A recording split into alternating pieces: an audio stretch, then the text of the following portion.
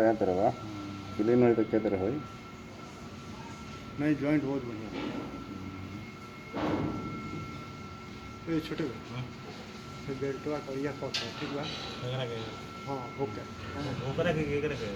ओकरा बढ़िया जानते रहो ओकरा का करलो होय तो मार देते वो बेल्टवा के सरका के ऊपर बांध दलो हाँ हाँ ठीक बनो क्यों तेरे सपोर्ट दे के ओकरा के ओकरा के ऊपर कर दलो बेल्टवा कैसे देखा है ज्वाइंट के लगवा बा नो बेल्टवा वो पूरा हिट होकर खत्म हो गया नहीं ओकरा के ठीक है कोई भागी ना